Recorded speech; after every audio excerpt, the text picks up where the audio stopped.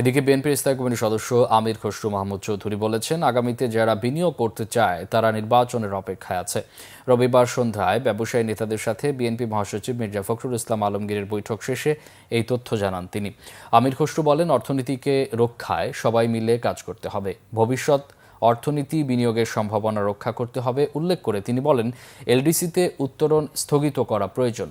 এ সময় বিজিএমের সভাপতি মাহমুদ হাসান খান বাবু বলেন, এলডিসি উত্তোলন স্থগিত নয়, বরং প্রয়োজন পেছানো।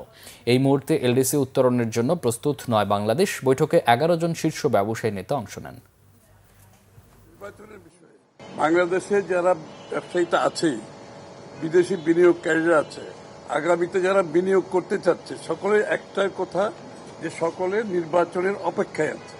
একেবারে পরিষ্কার ভাষায় বলছে, তাদের সমস্ত সিদ্ধান্ত স্থগিত রেখেছে নির্বাচন না হওয়া পর্যন্ত এবং নির্বাচনের পরবর্তী সময়ে তাদের যে বিনিয়োগের বিষয়টা বাংলাদেশের ব্যবসায়ী এবং বিদেশিরা সকলে অপেক্ষা করছে। নির্বাচনের পরে তারা সিদ্ধান্ত নিয়ে বাংলাদেশে বিনিয়োগ করতে অনেকের উৎসাহ আছে, কিন্তু সবাই অপেক্ষা করতে নির্বাচনের জন্য। এলডিসি গ্র্যাজুয়েশন আমরা পোস্টপোন করতে চাই না, আমরা ডেফারমেন্ট চাই।